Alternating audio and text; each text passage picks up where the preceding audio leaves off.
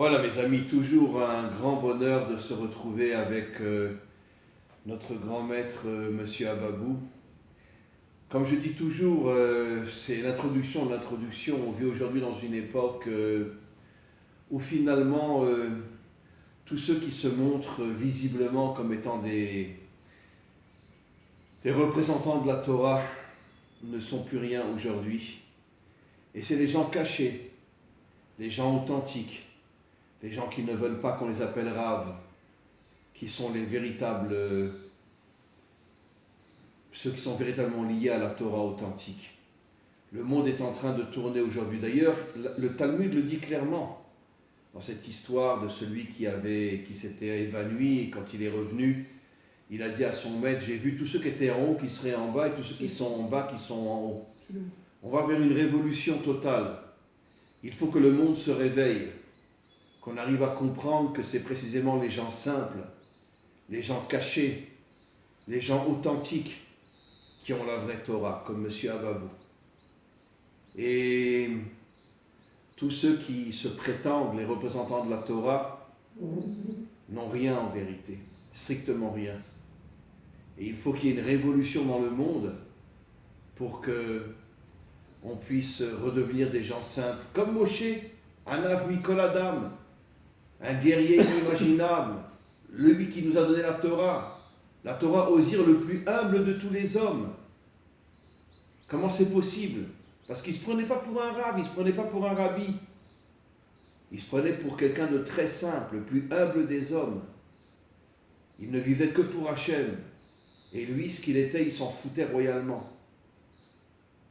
D'ailleurs, je sais que j'ai déjà dit des dizaines de fois, bon, je ne le dis pas à tout le monde, mais quand des fois on m'arrête dans la rue, et ça m'arrive très souvent, vous êtes le Rav Dinovitch, alors souvent je réponds, dis-moi, j'ai la tête d'un curé pour que tu m'insultes comme ça?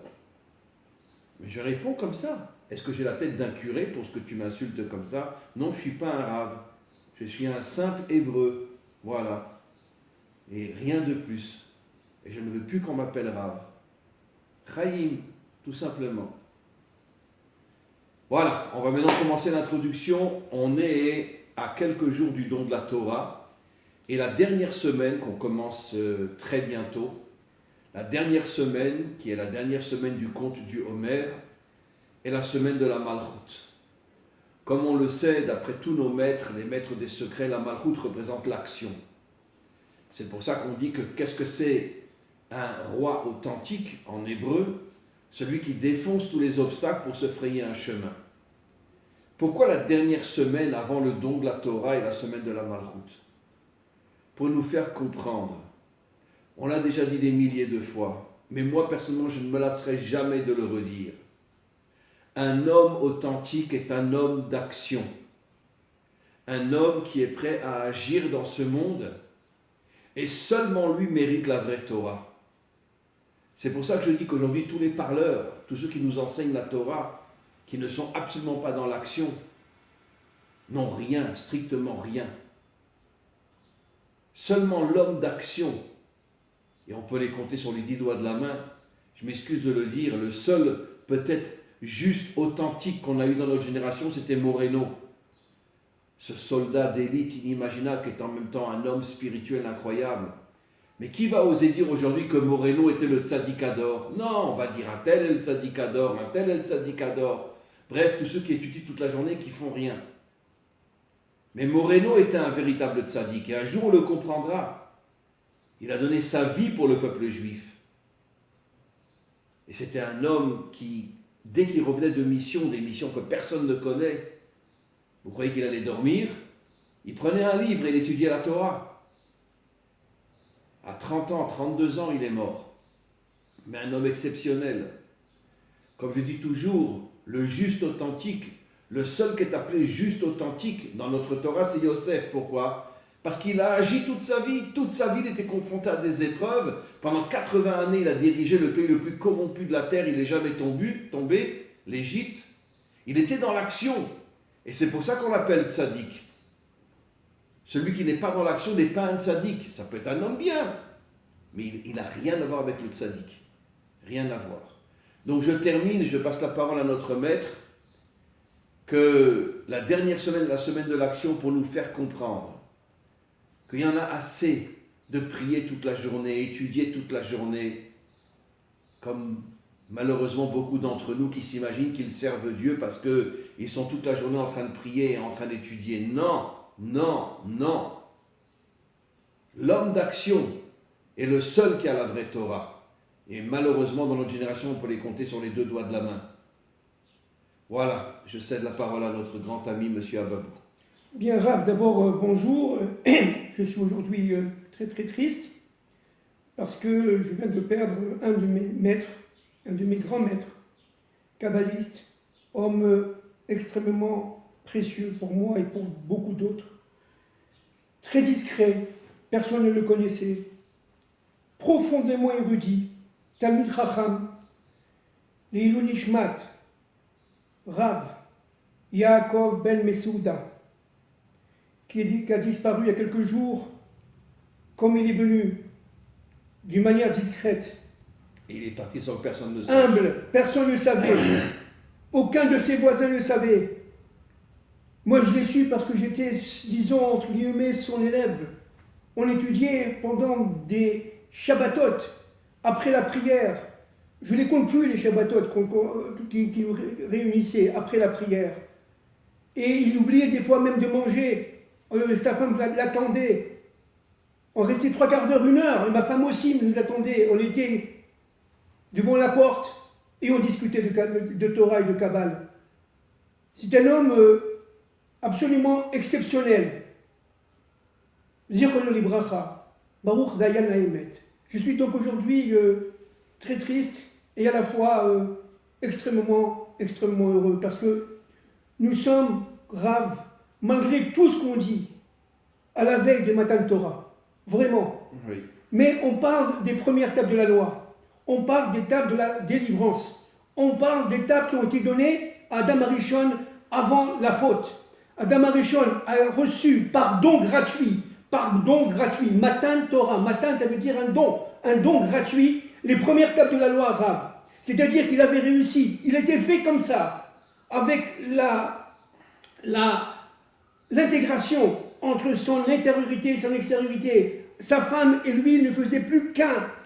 Veillou les bassars echad. Exactement. La Torah dit ils étaient unis. Exactement. Jusqu'à la faute. Jusqu'à la faute. Où là ils se sont séparés pendant Exactement. 130 ans. Exactement. Alors jusqu'à la faute ils étaient unis. Et qu'est-ce qu'ils avaient reçu? Ils avaient vécu ce que Israël vivra à la fin des temps de l'histoire. Parce qu'ils avaient les premières tables. Voilà. Et ils avaient les premières tables. Ils ont vécu tout simplement le véritable Matan Torah. La vraie Torah. La vraie Torah. Aujourd'hui on n'a plus la vraie Torah. La Torah de la délivrance. La Torah qui nous permet de rentrer dans le Pardès. Oui. Bon, maintenant, l'Égypte, c'est-à-dire Mizraïm. Le monde des limites. Le monde des limites. Alors, on va essayer de comprendre par rapport au Matan Torah, par rapport au don de la Torah. Mizraïm, c'est aussi Yam Metzer, Matzar. C'est-à-dire la mer étroite. Yam, c'est 50. C'est-à-dire véritablement que vous avez la mer qui s'ouvre, d'accord, Kiryat Yam-Souf, alors que la mer ferme en Égypte. Si vous voulez, si je peux me permettre de reprendre dans le schéma derrière moi, vous avez le 50 d'en haut et le 50 d'en bas. Et l'Égypte, c'est le monde clos. C'est un monde véritablement où nous sommes pris par les vertiges de la matérialité. C'est le monde d'aujourd'hui. C'est le monde d'aujourd'hui. Où on enferme tout le monde. Où tout le monde est enfermé dans un espace fermé, clos, que ce soit économique, que ce soit social, que ce soit religieux, que ce soit culturel, que ce soit idéologique. Nous sommes dans un monde enfermé. On vit dans un monde de secte aujourd'hui. Voilà. Et que disent les Rachamim? Ils disent que l'Égypte, c'est lié au cou. Hein, l'Égypte est le modèle de toute l'histoire. Voilà, c'est lié au cou, c'est-à-dire la partie la plus étroite du corps. Bien sûr. N'est-ce pas? Et donc, le pharaon, qu'est-ce qu'il va faire? Il va serrer, de manière qu'on ne puisse plus respirer. Ça veut dire quoi, respirer? Vivre. Maintenant, il faut comprendre que dès que Adam Arishon a fait la faute avec sa femme, ils sont tombés en Égypte. C'est ou bien on sort d'Égypte, ou on est en Égypte. ou bien on sort d'Égypte. Qu'est-ce que ça veut dire sortir d'Égypte? Ça veut dire passer voilà, de ce monde clos vers le monde du véritable Matan Torah, c'est-à-dire d'une libération. Maintenant, pour se libérer, il y a de nombreuses conditions. D'abord, il faut faire son travail intérieur, n'est-ce pas? Apprendre à devenir un ave, ça veut dire tout simplement humble. Et devenir un ave, c'est pas facile, c'est extrêmement compliqué.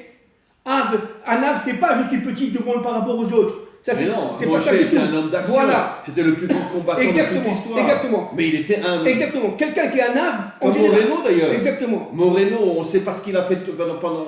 Il est tombé dans des missions qu'on ne peut même pas imaginer. Exactement. Quelqu'un qui est un homme d'une humilité incroyable. Absolument. Quelqu'un qui est humble, c'est d'abord avant tout, c'est quelqu'un qui est en position de recevoir la Torah. Maintenant, cette humilité, elle a plusieurs phases.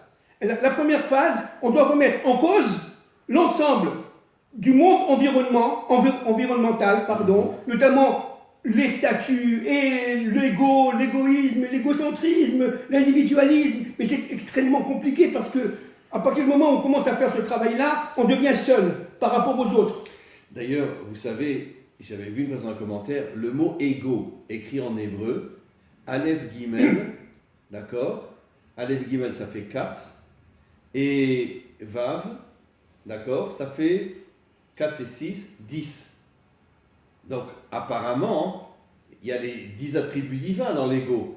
Mais tous sont tournés vers moi. Inversé. Ça veut dire que c'est pas je sers, j'ai les attributs pour servir Dieu. Exactement. J'ai les attributs pour me servir moi. Alors c'est ça. Alors, les Rachamim, notamment le Sfat Emet, dit la chose suivante. Le but de l'homme, c'est de comprendre qu'il est le deuxième par rapport au premier qui est Dieu. Bien sûr. Il ne peut jamais être premier. À partir du moment où il croit être premier, il crée tout simplement une civilisation mortifère. Et tous les financiers, tous les politiques. Voilà, c'est ça. Et le but est de mettre Dieu dans notre monde de manière à ce qu'il soit roi de notre monde. Le premier, le seul, l'unique. Et comme on a dit souvent, le Mashiach, dès qu'il aura reconnecté le monde à Hachem, disparaîtra. C'est ça. Il veut pas qu'on fasse de lui le culte de l'homme. C'est ça. Alors les maîtres des secrets disent que non seulement il faut être deuxième par rapport au premier, mais en étant deuxième par rapport au premier, on devient tout simplement un par rapport aux autres. D'ailleurs, les premières tables, c'est les tables de Dieu. C'est ça. Les deuxièmes tables, c'est les tables de l'homme. C'est ça. Et le Zohar le dit clairement. C'est ça. Ça veut dire qu'en vérité, on a reçu les deuxièmes tables, mais c'est plus les tables de Dieu. Les tables les deuxièmes tables découlent de l'arbre de la connaissance du bien et du mal. Exactement. Et les premières de l'arbre de la vie. C'est-à-dire explicite dans le Zohar. Bien sûr. Explicite dans le Zohar. Bien sûr. Donc, la première étape, c'est le travail intérieur. Essayer de sortir de tous les voiles qui nous entourent, de manière à commencer à être en position de réception. Mais c'est très compliqué, encore une fois, c'est donné à très peu de gens. Une fois qu'on arrive à sortir d'Égypte, n'est-ce pas, et faire le C, c'est-à-dire le Dinissan, prendre une divinité égyptienne, la divinité, aujourd'hui on dirait le dollar, et le brûler, n'est-ce pas, dans tous les carrefours. Seulement cela, donc un combattant. Dollar, Gematria, Amalek. Amalek, oui, 240. Dollar, Gematria, Amalek. Absolument. Ça prouve bien que les Américains, c'est le vrai Amalek. Absolument. Alors, ce qui est très intéressant, c'est que seul celui qui est capable de faire le Shabbat Agadol, c'est-à-dire faire le C et mettre le sang au fronton de sa porte, celui-là seulement est en position de départ pour recevoir la Torah. C'est-à-dire que la condition numéro 2, c'est l'action. Risquer sa vie. Exactement ça, risquer sa vie, l'action. Tuer le dieu égyptien, je ne sais pas si on s'en rend compte, avec les odeurs, et il fallait tuer le dieu égyptien, ça veut dire aujourd'hui partir en guerre contre tous les dirigeants et le clergé et la noblesse qui nous enferment dans notre prison et font de nous des moutons et des robots. C'est exactement ça. Pourquoi l'idole des Égyptiens c'était le mouton? Bien sûr.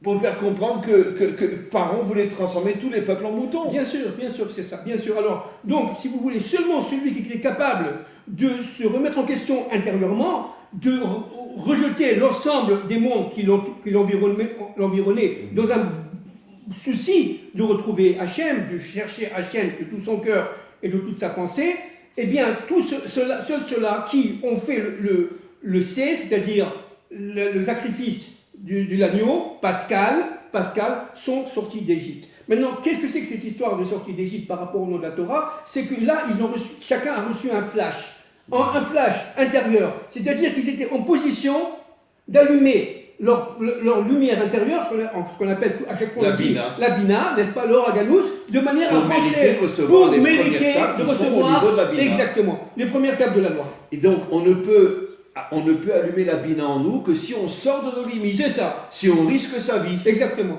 Puisque la bina, comme elle est au-dessus de ce monde, il faut qu'on fasse un pas en avant pour sortir de nos limites. Exactement. Et là, on mérite d'allumer la bina et de recevoir la vraie Torah. C'est exactement ça. Alors, si vous voulez, 7 jours après, on rentre enfin dans la mer, c'est-à-dire, encore une fois, Yam Souf, Yam Sof, dit le Zohar, on l'a dit l'autre fois, la dernière fois, c'est-à-dire, véritablement, là, on rentre dans le 50, on rentre dans le 50, n'est-ce pas? Mais, encore une fois, la différence, parce que Yam, c'est 50, c'est lié à la Bina, n'est-ce pas? Mais c'est le lien entre la Malchut et la Bina. Maintenant...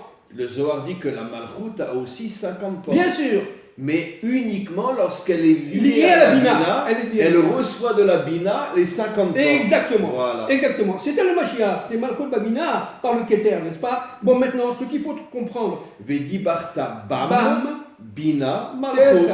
Il faut lier le monde d'en haut au monde d'en bas. C'est ça. Donc maintenant, cette ouverture-là de la mer, Yam Souf, Yam Sof, qu'on retrouvera à la fin des temps de l'histoire, est la condition par le chiffre 7, absolument fondamentale pour le Matan Torah, pour recevoir la Torah. Ceux qui ne sont pas rentrés dans la mer ne peuvent pas recevoir Matan Torah, qu'il soit clair. C'est-à-dire, qu'est-ce que ça veut dire rentrer dans la mer? Ça veut dire risquer carrément sa vie, complètement. Comme Narshon.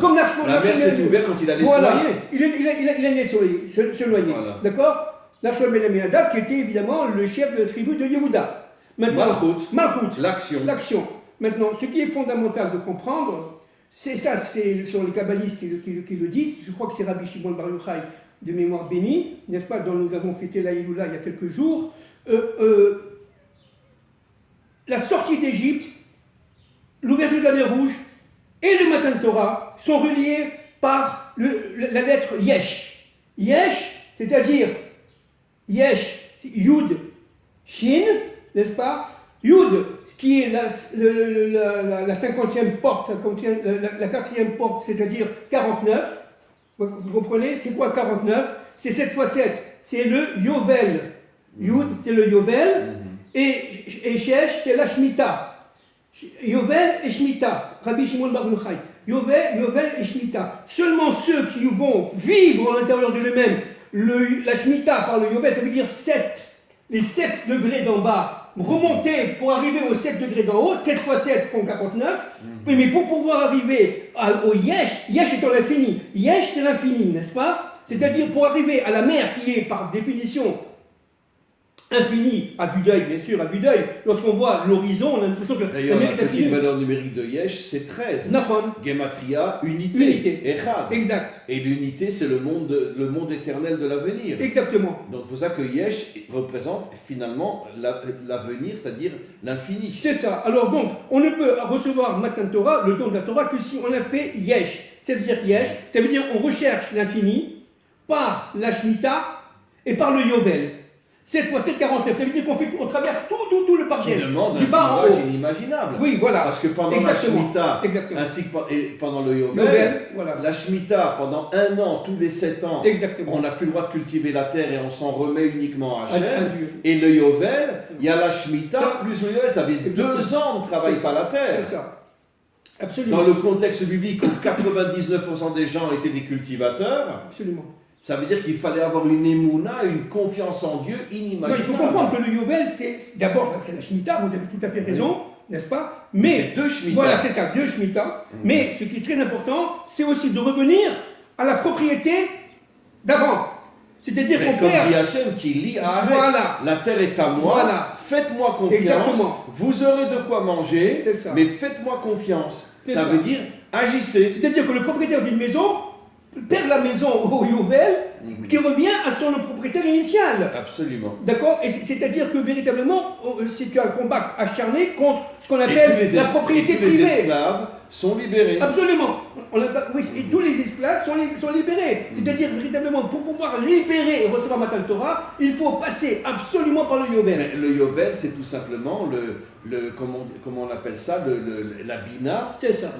qui s'appelle elle-même Chérout, Voilà, liberté. exactement. La Bina qui nous élève au-dessus de toutes les limites de ce monde, d'Israël, c'est le monde de la liberté. C'est exactement ça. Donc, Mais pas dans le sens je fais ce que je veux. Mais non. Dans le sens que je me connecte à l'infini qui est Dieu, et je deviens moi-même quelque chose d'infini, C'est exactement sans ça. limite. Sans limite. Alors, Voilà. alors donc, si vous voulez arriver à ce yesh, c'est très très peu d'individus peuvent arriver. Ça, si vous voulez, c'est le premier niveau. Le premier niveau de l'humilité, de la hanava en hébreu. Le deuxième niveau, dit notamment le Ramchal, c'est d'arriver véritablement, et c'est pas le seul à parler comme ça, les kabbalistes parlent comme ça, c'est d'arriver au deuxième niveau qui est lié directement au fait que par le Limud Torah, ça peut durer 30 ans, 40 ans le Limud Torah, je parle de la vraie Torah, n'est-ce pas? Le Limud Torah, c'est-à-dire essayer de comprendre tout simplement dans notre monde fini, Le sens du monde. voilà, l'infini, c'est-à-dire véritablement mettre l'infini dans le fini, faire l'union des contraires, l'infini dans le fini, comprendre le sens du monde, le sens de la réalité, mais pour cela il faut être un combattant hors pair, un combattant hors pair. Contre le Yetzer Hara, contre on est seul, etc. Et ne pas se laisser manipuler voilà. par tous excusez-moi de le dire, par tous les salauds qui dominent le monde. C'est ça. Et à partir de ce moment-là, on devient tout simplement Eved Hashem, c'est-à-dire un serviteur de Dieu. Et là, on devient deuxième par rapport à Dieu. Il donne les ordres qu'on est capable de comprendre, parce que là, on a fait tout le travail d'étude de la Torah qui nous permet de comprendre et d'accomplir. Le côté féminin va accomplir. C'est ça Matan Torah. C'est-à-dire, alors qu'est-ce qui s'est passé? Alors nous sommes évidemment la veille de Shavuot. Shavuot, ça veut dire les semaines. C'est de quelles semaines on parle? On parle des 7 semaines. Encore une fois, le chiffre 7 qu'on a compté. Jusqu'au 50e jour, qui est le don de la Torah. Et qui est la Malchut, n'est-ce pas? La dernière Malchut semaine. et Bina. Bina, Malchut, Bina, d'accord? Maintenant, ce qui est fondamental de comprendre, c'est que le chiffre 7 est lié au temps. D'ailleurs, excusez-moi de vous interrompre, vous savez que nos maîtres nous disent que si on avait reçu les premières tables, nous n'aurions jamais été en exil. Bien sûr. Parce qu'aucun peuple n'aurait pu s'attaquer à Israël. Absolument. Et pourquoi? Parce qu'on aurait reçu des forces surnaturelles. On est en dehors du temps et de l'espace, Rav. Voilà. À partir de ce moment-là, on est dans la Bina, c'est fini. C'est pour ça qu'Israël est un peuple éternel, parce que grâce à Matan Torah, qu'est-ce que c'est que Matan Torah? Alors on va essayer d'expliquer un peu plus. La Bina est cachée en nous. Voilà, exactement. C'est pour ça que même s'il y a eu la Shoah, on ne pourra jamais nous exterminer. Plus encore, 3 ans après la Shoah, on renaît sur notre terre. C'est-à-dire l'absolu contraire de ce que voulait Hitler. C'est exactement ça. C'est-à-dire, qu'en fin de compte, notre but à nous, c'est de devenir un peuple, l'unité à l'intérieur d'Israël déjà. Et après l'unité avec les nations. Les Bnei Adam Exactement. Qui sont éparpillés dans les nations. Exactement. Ça, c'est la deuxième phase. La première phase, c'est d'arriver à notre propre unité. Mais pour comprendre notre propre unité, dit le Sfatémet encore une fois, c'est de comprendre que Dieu est un. Et on ne peut pas comprendre, nous, l'unité, que si on avait fait toute cette démarche, sortie d'Égypte, Asara Benissan, c'est-à-dire.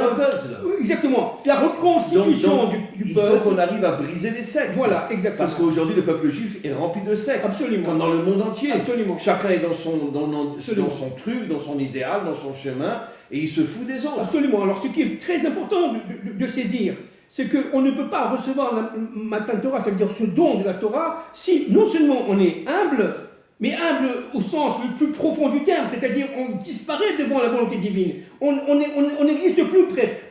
Dieu a dit à Moshe, va à Kadesh Barnéa. Il est resté quand même 19 ans à Kadesh Barnéa, n'est-ce pas? Oui, chef, oui, sans réfléchir. Oui, chef, Emunat Shelema. C'est-à-dire, véritablement, il était rentré dans le corps de la Bina, il savait très bien que tout était pour le bien. Après, va à un autre lieu, et on reste une demi-journée, seulement une demi-journée. Mais les Israël devenaient fous, parce qu'il n'était pas rentré dans la Bina. Il dit, mon frère, Moshe, tu te moques de nous? Il y a nos familles, etc. On reste une demi-journée, maintenant il faut ressortir et revoyager. Toutes les révoltes qu'il y a eu dans le désert, c'est parce que justement, une partie d'Israël n'était pas lié à la Bina. Ne comprenez pas, voilà, c'est ça. Exactement. Mais alors évidemment, donc la révolte de Korach, etc. C'est-à-dire, Korach, c'était un individu qui était contre tout simplement, j'allais dire, la malchoute. Bien sûr. Il voulait tout simplement prendre la malchoute pour lui. Aaron a Cohen, l'ego. Le Aaron a Cohen et Moshe ensemble pour pouvoir être lui le délégué de Dieu dans le monde. Mais c'est de la folie. Bon, alors donc, arriver à comprendre que Dieu est un, c'est-à-dire Dieu est partout, et que dans chaque acte de la vie, il y a une volonté, il y a un faisceau d'éclairage directeur qui est en nous, on doit arriver à comprendre dans ce monde, que tout ce qui nous environne est volonté de Dieu. Et que Dieu est partout. Et donc il est un. Un, ça ne veut pas dire uniforme. Et la vérité, pourquoi on ne le comprend pas, Dieu? Parce qu'il n'y a pas d'unité dans le monde. C'est ça. Et en commençant par Israël, voilà. Il n'y a pas d'unité. Voilà. Et donc comme il n'y a pas d'unité, on ne peut pas le comprendre. Voilà. Alors ce qui est important, c'est l'humilité, d'abord, et l'unité d'Israël et l'unité de Dieu. Qu'est-ce que ça veut dire l'unité d'Israël? Chacun à sa place, n'est-ce pas? Lorsque le premier... Chacun comprend qu'il a besoin de l'autre, voilà. même si on n'est pas pareil. Le premier Sivan, Moshe a reçu l'ordre de recevoir la Torah, premier Sivan. Pendant 4 jours, il a demandé, 3 jours plus 1, il a demandé aux d'Israël de se préparer, de ne pas évidemment avancer trop près de la montagne, et surtout de ne pas avoir de rapport avec leurs femmes, séparation carrément, et de manière à pouvoir rentrer dans ce qu'on appelle la pureté. Qu'est-ce que c'est que la pureté? C'est la capacité de retirer en nous toutes les impuretés, de manière à être vide, complètement vide, pour recevoir la Torah. Parce qu'on ne peut recevoir la Torah que si on est pur complètement. Ça, c'est le Ramchal qui dit qu'il y a 3 niveaux absolument avant de recevoir la Torah. Pour arriver à l'humilité, il y a un premier niveau, c'est la 16. Hein, en français, je parle en français, la 16. C'est-à-dire, la 16, ça veut dire ne pas rencontrer sa femme. Vous voyez? Être pur au niveau sexuel, au niveau de la moralité. La 16. Faire son travail intérieur de manière à se déconnecter de toutes ces formes d'impureté. Première chose. Deuxième chose, très important, devenir pur. Ça veut dire quoi? C'est toute la route, etc., qui nous permettent tout simplement d'arriver à un stade de pureté pour recevoir Matan Torah. Troisième point, très, très important, la piété. La piété, c'est pas seulement la prière. La prière, évidemment, c'est pas « je t'en prie Dieu, donne-moi ce que j'ai besoin ». Ça, c'est la prière pour les petits bébés, n'est-ce pas? La véritable prière... La prière pour les menteurs. Voilà. La véritable, ceux qui demandent à Dieu de les aider. Voilà, c'est ça. La véritable prière, en fait, c'est le combat. C'est le combat avec Hachem. Dieu, aide-moi à être ton soldat. Voilà, exactement. La vraie prière, c'est Dieu, aide-moi à être ton soldat. La vraie prière autour du c'est pas Dieu, fais tout pour moi. C'est ça. La véritable prière sera le Rav, lié au décodage. C'est-à-dire qu'on va recevoir, qui a reçu la Torah? Tous les êtres qui ont fait ce parcours-là. Maintenant, qu'est-ce que ça veut dire? Le courage de tuer l'idole égyptienne. Voilà. 80% qui n'ont pas voulu sont restés et se sont perdus en Égypte. Mais vous savez pourquoi?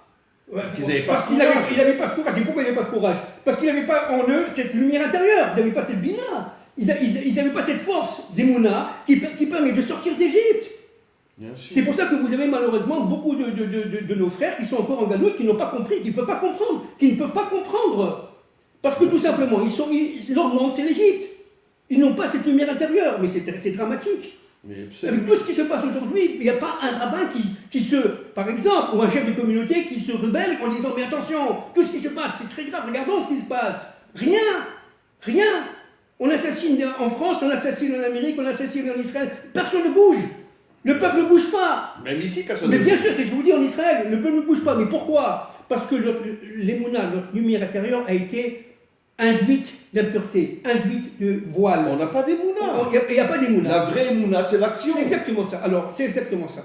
La vraie Emouna nous mène à l'action. C'est-à-dire aujourd'hui, personne n'a la Emouna. Pendant ces 4 jours-là, n'est-ce pas, ils se sont, entre guillemets, purifiés. D'accord? Ça veut dire qu'ils ont changé de vêtements. Ils ont réussi à purifier leur extériorité. C'était la première condition. Deuxième condition, allumer leur intériorité et intégrer l'extériorité à l'intériorité. C'est la condition sine qua non pour recevoir la Torah. Ça, c'est une deuxième chose. La troisième chose, évidemment, c'est de laisser Moshe aller seul. C'est-à-dire ne pas le suivre. Parce que, vous savez, quelque chose qui est un peu... Parce qu'il n'avait pas cette humilité. Voilà. Pourquoi Hachem a interdit à Israël de monter sur la montagne? Voilà. Parce que Hachem savait qu'il n'y avait que Moshe qui avait tué complètement son ego. Voilà. et qui s'annulerait complètement devant Exactement. Dieu, mais pas Israël. Exactement. Et donc, si Israël était monté sur la montagne, c'est comme s'ils auraient dit on est presque comme Dieu. Hein. C'est ça, c'est Voilà. ça, c'est ça. Mais c'est ça. Mais c'est ce qui s'est passé malheureusement avec Nadab et Abihu, entre parenthèses. Oui, bien sûr. Bien sûr. Parce qu'ils ont rencontré avec les anciens, etc. Et Moshe et Aaron, ils ont entre guillemets aperçu la divinité et ils se sont sentis, bon, Mais bien ça a sûr. été une faute terrible. Mais évidemment. Parce que, un peu d'anava, un peu d'humilité, parce qu'on n'est rien devant Hachem, on n'est absolument rien. Maintenant, On n'existe pas devant lui. on n'existe pas. On n'existe pas. Maintenant, ce qui est très important de saisir à ce niveau-là, c'est qu'en fin de compte, Matan Torah, qu'est-ce que c'est? Matan Torah, c'est ouvrir la Bina qui est en nous, de manière à ouvrir l'éclairage. Et à partir de ce moment-là, chacun va recevoir Torato, Torah Temet. Torato, ça veut dire qu'il va recevoir sa Torah, sa facette de la Torah. Parce que chacun d'entre nous est une manière d'être. Facette de la Torah. Chacun d'entre nous est une manière. Aujourd'hui, personne ne l'a. C'est ça. Chacun d'entre nous est une manière d'être homme, n'est-ce pas? C'est-à-dire de se relier à l'universel. Maintenant, pour pouvoir se relier à l'universel en tant qu'hébreu, il faut recevoir sa Torah. Torah Temet, c'est-à-dire que c'est un acte individuel qui est relié à un acte collectif. C'est-à-dire qu'il faut que Israël devienne la Knesset Israël, que la Knesset Israël ressurgisse pour pouvoir mettre la Torah. Qu'est-ce que c'est que la Knesset Israël? C'est l'union. C'est l'union, l'unité, mais dans la capacité de réception. Ça veut dire que chacun, dans son individualité, a la capacité de recevoir sa Torah et d'accepter l'autre. Et ça, c'est Torah Temet. C'est ça la Torah de Moshe. Torah de Moshe, c'est Torah Temet. D'ailleurs, Emet, en hébreu, c'est la première et la dernière lettre. C'est ça. Pour nous montrer qu'on sait que le Zohar dit que chaque juif correspond à une lettre de la Torah. Exact. C'est-à-dire l'union de tout Israël. C'est ça. La brisure des sectes. C'est exactement. La brisure des idéologies qui font que chacun pense qu'il est le meilleur. C'est exactement ça. Maintenant, encore une fois, on essaie d'avancer un tout petit peu encore, autant que possible, n'est-ce pas? C'est-à-dire que non seulement chacun a reçu sa Torah, la Torah est arrivée au niveau de la Knesset Israël, au niveau du Knesset Israël, au fait de se révéler à la collectivité, parce qu'il y a plusieurs niveaux. D'ailleurs, je vous interromps, jusqu'au don de la Torah, c'était que des individus qui avaient la Torah. Exact. Et ça n'intéresse pas Hachem. Exact. Hachem, ce qu'il veut, c'est que l'humanité ait la Torah. D'ailleurs, quand il a proposé à Israël, il a proposé 70 nations. Bien sûr. Et c'est ce que le Mashiach fera. Bien sûr. Hachem, ça n'intéresse pas que des individus aient la Torah. Ce qui l'intéresse, c'est que les nations et Israël aient la Torah. Bien sûr. Alors, ça, c'est la vraie Torah. C'est ça, la mission d'Israël, c'est de piloter le monde de manière à ce que la Torah soit donnée aux nations. Bien sûr. Vous comprenez? Mais attention, pour piloter, il faut être dans les quatre côtés de la halakha. Il faut être dans l'unité. Il faut être dans l'unité, mais il faut être aussi dans les règles. Jusqu'à l'arrivée de Matan Torah, les premières étapes de la loi, jusqu'au Mashiach, il faut bien respecter les règles, manger kasher, aller au mikvé, etc. Pourquoi? Parce que si on dépasse à gauche ou à droite d'un iota, on tombe. Alors Dieu nous a donné les codes pour pouvoir tenir. Alors qui c'est Israël? C'est un peuple intermédiaire entre Dieu et l'humanité.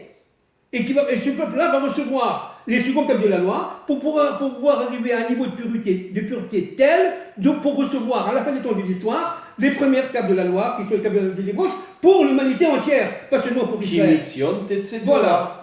On retrouvera les premières tables sur le mont Sion. Voilà, absolument. Parce que c'est au futur. Voilà, absolument. Maintenant, n'oublions pas que la Torah a été donnée au désert. C'est-à-dire que le désert, qu'est-ce que c'est? D'abord, c'est quelque chose d'immense, quelque chose de aride, quelque chose qui représente l'humilité. Voilà, qui représente. Je n'ai rien, je suis rien. Voilà. D'accord? Mais seulement la Torah, qu'est-ce que c'est? D'ailleurs, le Talmud dit clairement que seul l'homme qui se compare à un désert mérite la vraie Torah. Exactement. Ça veut dire qu'il se vide complètement de l'ego, de l'orgueil, de et moi. Maintenant, ce qui est très important, c'est que lorsque les nations ont compris qu'Israël était prêt à recevoir la Torah, la haine, Sina. Les dirigeants.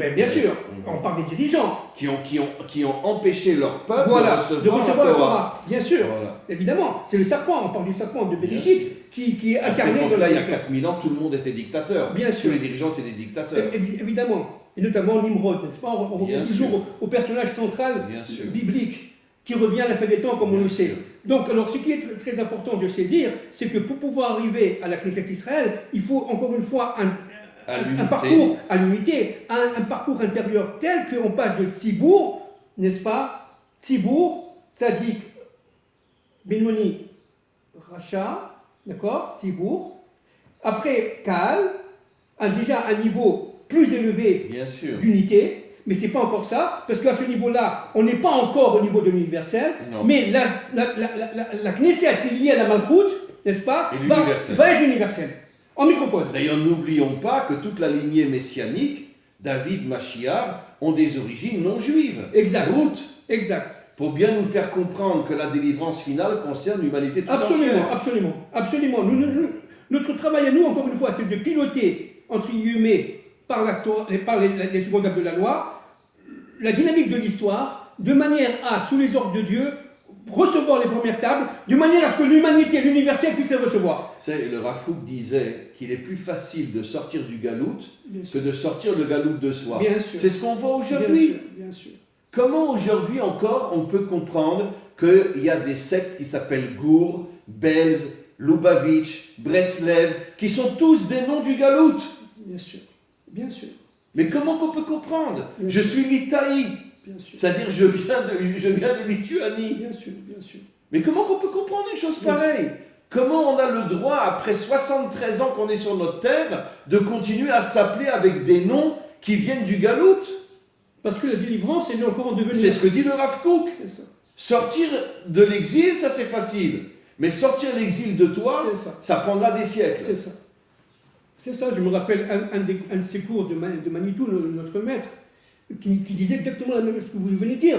C'est-à-dire, véritablement, il est beaucoup plus facile de sortir d'Égypte que de sortir l'Égypte de notre être intérieur. C'est ce qu'on a vu. Mais bien sûr. Quelques jours après la faute du Vaudor. Absolument. Ça veut dire qu'ils n'avaient pas sorti l'exil d'eux. Absolument.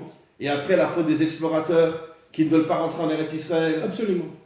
Alors donc, si vous voulez, Akadosh Baruch Hu se trouve quelque part dans une situation équivoque, si on peut se parler comme ça, avec deux civilisations. Une civilisation, entre guillemets, portée par la royauté de l'homme, et une civilisation, entre guillemets, mais complètement cachée, portée par la royauté de Dieu.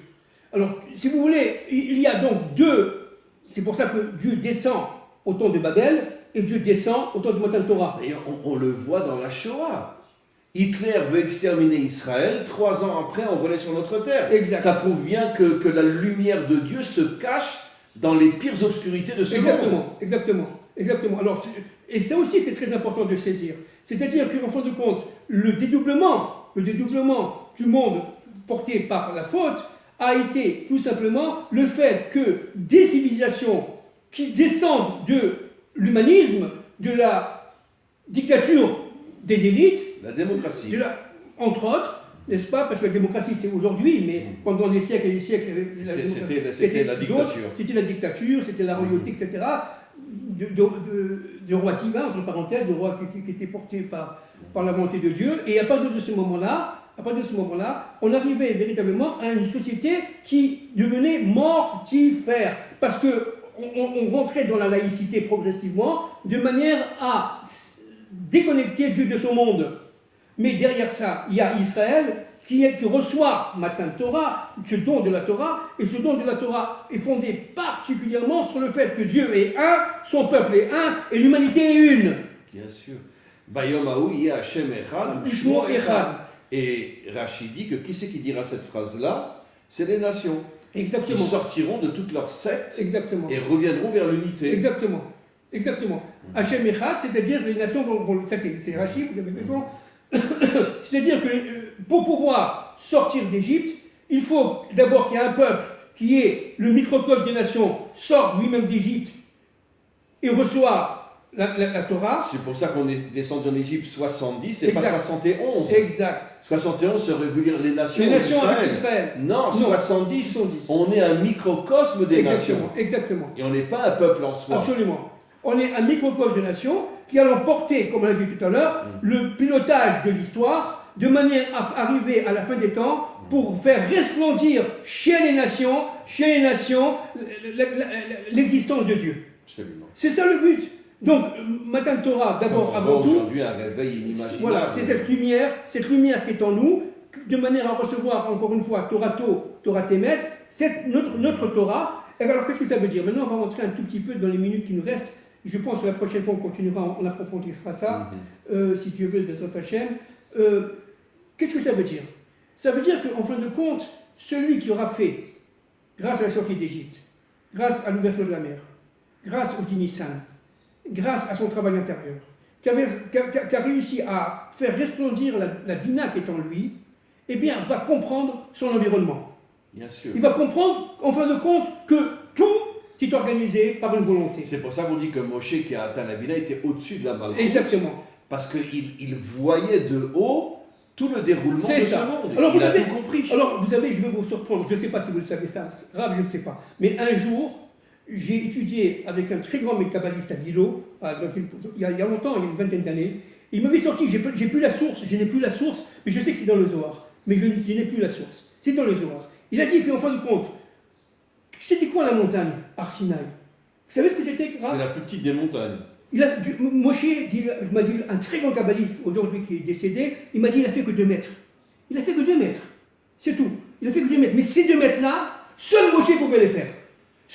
On parle au niveau spirituel, seul Moshe pouvait les faire. Il a fait que 2 mètres. Ça veut dire que le Matan Torah est lié directement à l'attitude de Moshe de faire ces 2 mètres que seul lui peut faire, que les autres étaient arrivés véritablement au 48e degré de pureté, mais pas au 50e, n'est-ce pas? Et que véritablement Moshe rentre dans le 50, reçoit la Torah et la transmet au peuple. C'est vrai? Non, il ne l'a pas transmis malheureusement au peuple. Les tables ont été brisées. Oui, non, attendez. Attendez. Le peuple, on le voit la semaine prochaine, a reçu les 2 premières. Les 2 premières lois. D'accord? D'abord, je n'aime pas dire les termes de la loi, je préfère les paroles. Ce n'est pas les commandements. Parce que Adam Arishon. Non, les talouas, ça veut dire que la parole de Dieu est gravée dans la matière. Voilà, c'est ça que je voulais dire. C'est de la pierre. C'est ça que je voulais dire. C'est l'union entre le monde d'en haut et le monde d'en bas. C'est exactement ce que je voulais dire. C'est-à-dire, c'est la chotémet, ce qu'on appelle la chotémet. Comment dire chotémet? Le poinçon. La signature. La signature, le fait que c'est en nous. C'est-à-dire que même si on a toutes sortes de souffrances et tout ce que vous voulez, nous savons, nous les Hébreux, que Dieu est un. Nous savons que la Torah est maître. Nous savons parce que c'est en nous. Et chaque fois qu'on passe une année de Shavuot, Dieu nous donne une étincelle supplémentaire de lumière, de la Bina, de manière à monter, année après année, jusqu'à la fin du Yovel et recevoir Matan Torah, les premières tables de la loi.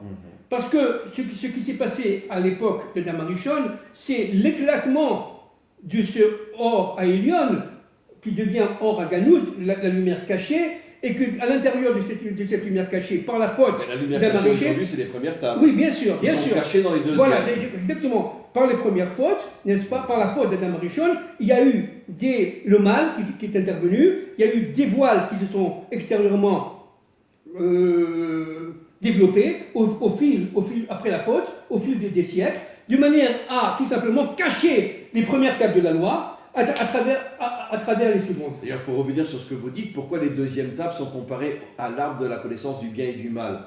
Prenons l'exemple de Jéroboam. Exact. Avant d'être dirigeant des 10 tribus, nos maîtres disent c'était le plus grand sadique de la génération et le plus grand chacham de la génération dans la Torah. Après, c'est devenu le plus grand rachat. Après, il est devenu la plus grande crapule de la terre. Pourquoi? Parce que ça prouve bien que la Torah qu'il avait contenait le bien et le mal. Et quand il a reçu le pouvoir, il est tombé dans le mal. Les secondes tables de la loi sont liées à la Malchut. Les premières sont liées à la Bina. Bien sûr. C'est-à-dire que tout le travail d'Israël, c'est de faire rentrer chacun à son niveau, bien entendu, le peuple hébreu à son niveau de Bina, à lui. Chacun à son niveau de Bina. À chacun à sa lumière. Et ça, c'est absolument fondamental. L'humanité ne peut pas sortir vers la liberté vraie, vers le Hémet total, sans action. C'est-à-dire sans véritablement... C'est pour ça que Maïmonide dit dans le Mishneh Torah que l'une des premières missions du Mashiach, ce sera de monter une armée qui partira en guerre contre tout le mal de ce monde. Et pas une guerre spirituelle, comme tous les imbéciles pensent. Une guerre réelle, une guerre physique. Bien sûr, bien sûr. Donc nous sommes, encore une fois, en conclusion, à la fin de cette période de Galout, c'est-à-dire d'obscurité. Je suis, encore une fois, très optimiste. Ça va faire très peur, ça va faire très mal, c'est sûr. Mais nous sommes là à la veille du Matan Torah réel, c'est-à-dire les premières tables de la loi, vers la délivrance. La Torah qu'a reçu Adam Arishon avant la faute, en don en don. Akadosh Baruch Hu, il donne gratuitement. C'est un don Ça veut dire gratuit. Matan Torah. Voilà, c'est Matan. C'est Matana. Matana veut dire un cadeau. C'est un cadeau. C'est un cadeau. C'est-à-dire que, en fin Que de compte, malheureusement, nous n'avons pas mérité. c'est un acte d'amour. C'est un acte d'amour. Mais pour avoir l'amour, en tant qu'homme, en tant qu'être humain, il faut passer par la crainte. Bien sûr. Hein? D'où le feu. La etc. crainte est le réceptacle Voilà. de l'amour. Exactement. La crainte, c'est comme le verre, C'est ça. et l'amour, c'est comme l'eau qui rentre dans le verre. Voilà, exactement. C'est Voilà. exactement ça. Alors c'est pour ça que la Torah repose sur quoi? Disent les Rachamim. Disent La crainte et l'amour. Oui, mais attendez. Oui, bien sûr, Rav. Mais sur quoi ça repose? Sur le feu, l'eau. D'accord? Alors qu'est-ce que c'est que le feu? Et l'union entre le feu et l'eau, Exactement. Shamaïm. C'est ça, Shamaïm Nachon. Le feu, qu'est-ce que c'est? Bon, évidemment, c'est le lac Baomer, le 33e niveau du Homer qui est ici, n'est-ce pas? Ce feu intérieur, c'est aussi le buisson ardent qu'a eu Moshe, Bien sûr. d'accord? Et que chacun peut arriver à ce niveau de buisson ardent, ce feu intérieur qui fait que je veux continuer malgré l'adversité. Le feu, c'est la gvoura, c'est le courage et l'action. Exactement. Le feu, c'est l'action Exactement. que personne n'a aujourd'hui. Exactement. Après ça, vous avez l'eau. L'eau.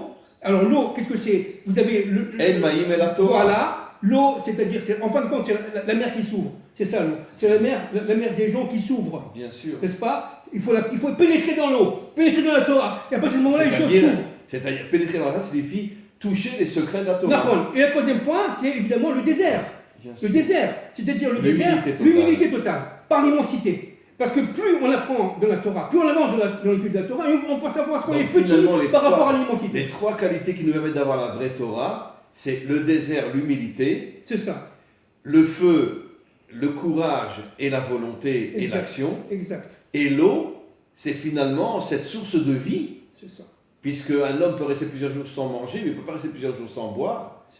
Et donc ça veut dire que c'est la source de vie qui nous permet de vivre, Exactement. à condition qu'on ait à la fois l'action et l'humilité. Alors, Comme Moshe, Exactement. le plus grand actionneur de l'histoire et la plus grande humilité de l'histoire. C'est ça. C'est ça. C'est pour Magnifique. ça que dans le mot Moshe, vous avez Hachem. Mais bien Hein? sûr, à l'envers. À l'envers. Bien sûr. D'accord? Bien C'est-à-dire sûr. véritablement, derrière Moshe, Dieu. c'était Dieu. Bien sûr. Évidemment, Moshe n'est pas un Dieu. Chas v'shalom. Chas v'shalom. Que tu Moshe est un homme. Mais il était connecté Mais il était connecté d'une manière authentique à Dieu. à Dieu. Voilà. Attention. Hein? Voilà. Magnifique. Donc c'est très très important. Encore une fois, je pense à la semaine prochaine, on verra un peu plus profondément ce que ça veut dire Matan Torah au niveau de la réception. Et donc voilà ce que nous avons dit en quelques minutes. Voilà. En quelques Bon, minutes. ben, on se prépare maintenant finalement à recevoir quelques étincelles de la Bina avec l'aide du Maître du Monde. Et surtout, on se prépare à devenir des hommes d'action. Et des combattants. Voilà, des combattants, Et des des hommes combattants. d'action qui arrivons à ne plus être les moutons de toutes ces forces politiques et religieuses qui nous endorment dans le but de nous transformer en robots et en moutons. Ça y est, maintenant il va y avoir un nouveau virus. Voilà, ça y est, mais c'est programmé. C'est un plan Mais programmé. ceux qui le font. Bien sûr, c'est un plan programmé. Mais évidemment. Enfin, il faut se réveiller. Ça suffit de laisser le serpent maître de l'histoire. Ce n'est pas le serpent qui met l'histoire, c'est Dieu et Dieu seul. Donc ça suffit Voilà. de le laisser agir selon son plan qui est prévu d'ailleurs depuis des centaines d'années. Ça suffit. Voilà. Maintenant, c'est le serpent, ça va être le poisonnement, et ça va être ci, et ça va être ça, et on va encore nous étouffer, nous détruire la famille, nous scléroser. C'est ce qu'ils veulent. Exactement, c'est ce qu'ils veulent. C'est ce qu'ils veulent. C'est ce qu'ils veulent. Les plus grands nazis de l'histoire, c'est les dirigeants démocrates. Pire encore que les dictateurs d'avant. C'est fou. Mais il faut être ouvert, il faut être conscient, il faut être responsable, et il faut être combattant. Voilà. Merci beaucoup et on se retrouve la semaine prochaine. Si Dieu veut. Merci beaucoup.